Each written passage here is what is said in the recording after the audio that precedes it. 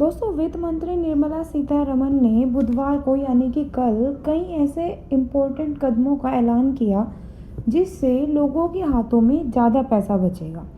Corona महामारी के चलते कैश की किल्लत को दूर करने के लिए सरकार ने ये ऐलान किया।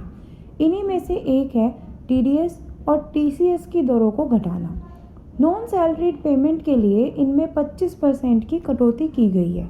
फिक्स डिपॉजिट यानी एफडी से मिलने वाला ब्याज और डिविडेंड जैसी इनकम नॉन सैलरीड पेमेंट में आती है।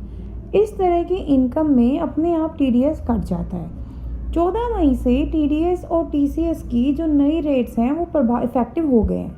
ये 31 मार्च 2021 तक लागू रहेंगे।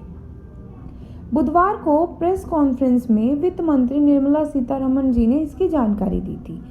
इस तरह जो कोई भी नॉन सैलरीड इनकम टीडीएस के दायरे में आती है, अब उस पर रिड्यूस्ड रेट से टैक्स कटेगा। आज के वीडियो में हम बात करेंगे कि टीडीएस और टीसीएस क्या होता है और टीडीएस और टीसीएस पर इस 25% की रिडक्शन का आपको कैसे बेनिफिट मिलेगा। तो चलिए स्टार्ट करते हैं। नमस्कार दोस्तों, मैं विदिशा चौधरी व्यापार मंच में आपका स्वागत करती हूँ। अगर आप हमारे चैनल पर नए हैं तो सबसे पहले हमारे चैनल को सब्सक्राइब कर दीजिए और साथ ही प्रेस कर दीजिए इस बेल आइकन को भी। दोस्तों, फाइनेंस मिनिस्टर निर्मला सीतारमण जी ने बुधवार शाम अपनी प्रेस कॉन्फ्रेंस में बहुत सी बड़ी घोषणाएं की। वित्त मंत्री जी ने इस तरह की घोषणाएं की हैं जिससे लोगों के हाथ में ज़्यादा पैसा रहे, जिससे वो अपनी ज़रूरतों के लिए ज़्यादा खर्च कर सकें और कंजम्पशन जो है वो बढ़ सके। इससे वित्त मंत्री ने इनकम टैक्स के साथ ही टीडीएस और टीसीएस के लिए भी बड़ी घोषणा की है। उन्होंने 31 मार्च 2021 तक सभी तरह की टीडीएस और टीसीएस की जो करंट रेट है उससे 25% की कटौती की घोषणा की है।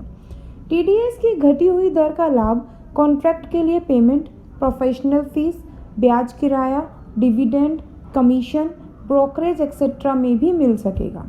दर में ये रिडक्शन वित्त वर्ष 2020-2021 की शेष अवधि यानी कि 14 तारीख से 31 मार्च 2021 तक अवेलेबल होगा। सरकार के इस कदम से लोगों और व्यापारियों को 50,000 करोड़ रुपए का लिक्विडिटी सपोर्ट मिलेगा। दोस्तों, टीडीएस और टीसीएस क्या होते हैं? टीडीएस और टीसीएस टैक्स वसूल करने के दो तरीके हैं। टीडीएस का मतलब है टैक्स डिडक्टेड एट सोर्स और टीसीएस का मतलब है टैक्स कलेक्टेड एट सोर्स। इन दोनों ही मामलों में रिटर्न फाइल करने की ज़रूरत पड़ती है। कई लोग इन दोनों के बीच का फ़र्क नहीं समझ पाते। दोस्तों, पहले बात करते हैं टीडीएस की। अगर किसी व्यक्ति को एक लिमिट से ज़्यादा इनकम हुई है तो उस इनकम पर एक निश्चित रकम काट ली जाती है।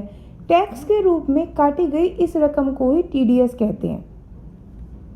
किसी को पेमेंट के समय जो पे कर रहा होता है पेयर, वो इसे काट लेता है। आमतौर पर टीडीएस अलग अलग तरह के इनकम के सोर्सेज पर काटा जाता है।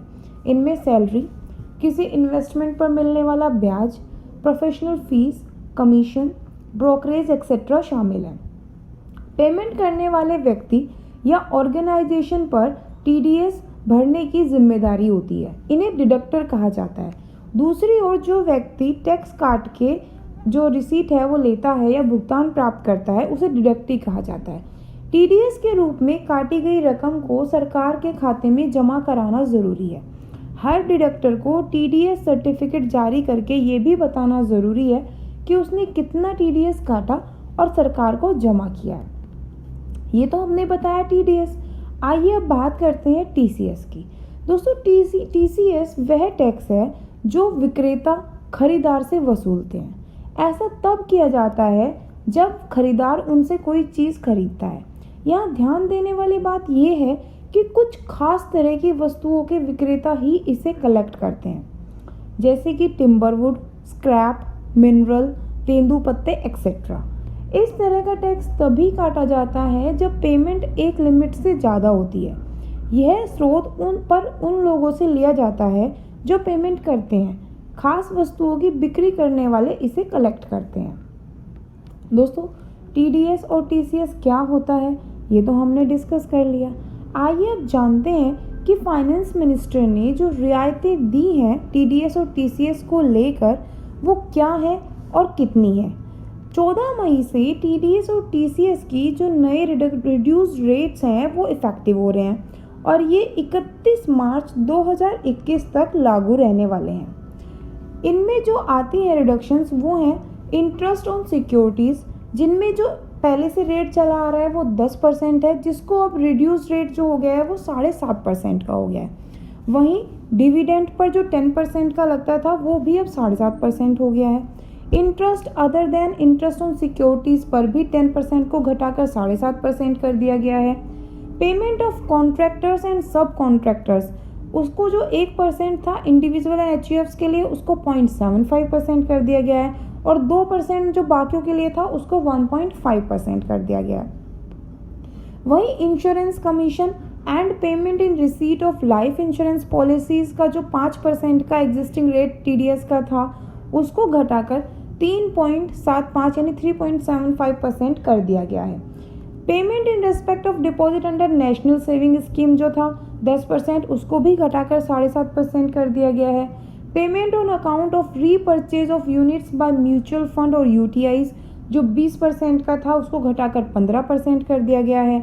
Commission, price etcetera on sale of lottery tickets जो 5% का था उसको घटाकर 3.75% कर दिया गया है। कमीशन और ब्रोकरेज जो 5% का टीडीएस करता था उसको घटाकर 3.75 कर दिया गया है। प्लांट एंड मशीनरी के रेंट पर जो 2% का टीडीएस करता था उसको घटाकर 1.5% कर दिया गया है।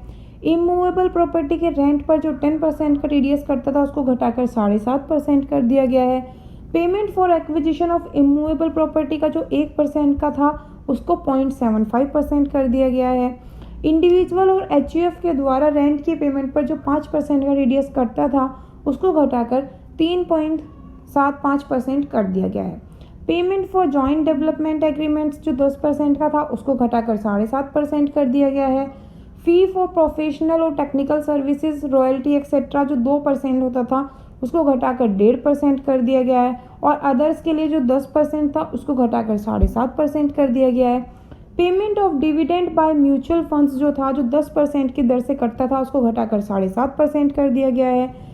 पेमेंट ऑफ कंपनसेशन और एक्विजिशन ऑफ इमूवेबल प्रॉपर्टी जो 10% होता था उसको भी घटाकर 7.5% कर दिया गया है। Payment of income by business trust जो 10% होता था उसको भी घटाकर 7.5% कर दिया गया है। वहीं payment of income by investment funds जो 10% की दर से कटता था उसको भी घटाकर 7.5% कर दिया गया है। इनकम बाय सिक्योरिटाइजेशन ट्रस्ट जो 25% था इंडिविजुअल और एचयूएफ के लिए उसको घटाकर 18.75% कर दिया गया है और जो 30% था फॉर अदर्स उसको घटाकर 22.5% कर दिया गया है। Payment to commission, brokerage etcetera by individual and HUF जो 5% का टीडीएस करता था उसको घटाकर 3.75% कर दिया गया है। And TDS on e commerce participants जो 1% का है उसको घटाकर 0.75% कर दिया गया है। ये हमने बताया आपको टीडीएस के रेट्स। आइए अब बात करते हैं टीसीएस के रेट्स की। अगर हम बात करें सेल के लिए तो जो तेंदू लीव्स हैं उसका 5% का जो एग्जिस्टिंग रेट था उसको घटाकर 3.75 कर दिया गया है। Timber obtain under a forest lease उसको 2.5% का जो था उसको घटाकर 1.875% कर दिया गया है। Timber obtain by any other mode या फिर any other forest produce not being timber और तेंदू लीव्स जो 2.5% के रेट से इन पर टीसीएस कटता था उसको 1.875% कर दिया गया है। स्क्रैप पर जो 1% के रेट से टीसीएस करता था उसको 0.75% कर दिया गया है। मिनरल्स बीइंग कोल और इग्नाइट और आयरन और जो 1% से करता था उसको भी घटाकर 0.75% कर दिया गया है। वहीं अगर हम बात करें grant of licence, lease etcetera की तो पार्किंग लॉट, टोल प्लाजा और माइनिंग एंड क्वेरिंग के लिए जो 2% के रेट से टीसीएस करता था उसको घटाकर 1.5% कर दिया गया है। अगर हम सेल ऑफ मोटर व्हीकल की बात करें जो जिसकी वैल्यू 10 लाख से ज़्यादा की है तो उस पर 1% का टीसीएस कटता था जिसको घटाकर अब 0.75% कर दिया गया है। वहीं अगर हम बात करें sale of any other good की जो 0.1% था विद इफेक्ट फ्रॉम 1 अक्टूबर 2020 जो 1% था उसको घटाकर 0.75% कर दिया गया है।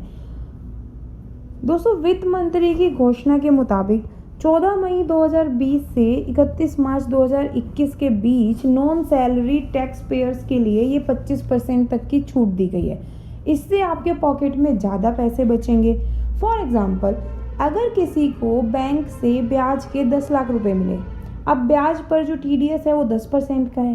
इस हिसाब से उस मिली रकम पर 1 लाख रुपए का TDS कट जाएगा और उसके हाथ में जो पैसे आएंगे वो 9 लाख रुपए आएंगे। लेकिन फाइनेंस मिनिस्टर की इस घोषणा के बाद जो रकम उसको मिलेगी उस पर 7.5% का ही टैक्स लगेगा, ना कि 10% का। और जो टैक्स कटेगा वो 75,000 का कटेगा। इस तरह उस बंदे को जिसको 9 लाख मिलते, अब उसको 9,25,000 रुपये मिलेंगे, यानी कि 25,000 रुपये उसके हाथ में ज़्यादा आएंगे। यहाँ पर ध्यान देने की बात यह है कि जो ये नया राहत घोषणा है, इसका लाभ आपको तभी मिलेगा जब आपने पैन या अपने आधार का डिटेल एकदम करेक्ट दिया हो। अगर आपने अपने आधार या पैन का डिटेल नहीं दिया है तो आपको कोई भी बेनिफिट नहीं मिलने वाला है, बल्कि इस घोषणा से जो पहले वाला टैक्स आपको मिल रहा था वही टैक्स आपको आगे भी देना पड़ेगा। तो इसीलिए पैन और आधार की डिटेल सही सही देना बहुत ज़रूरी है। तो दोस्तों, उम्मीद करते हैं कि TDS और TCS का डिफरेंस भी आपको समझ आ गया होगा और आपको ये भी पता चल गया होगा कि वित्त मंत्री जी की घोषणा से आपके हाथ में कितना ज़्यादा कैश आने वाला है। और हमारी वीडियो भी आपको अच्छी लगी होगी। अगर हमारी वीडियो अच्छी लगी है तो प्लीज़ इस वीडियो को ज़्यादा से ज़्यादा लाइक कीजिए, अपने दोस्तों के साथ भी शेयर कीजिए। एंड हाँ, अगर आपने अभी तक हमारे चैनल को सब्सक्राइब नहीं किया है तो जल्दी से सब्सक्राइब कर दीजिए। Thank you.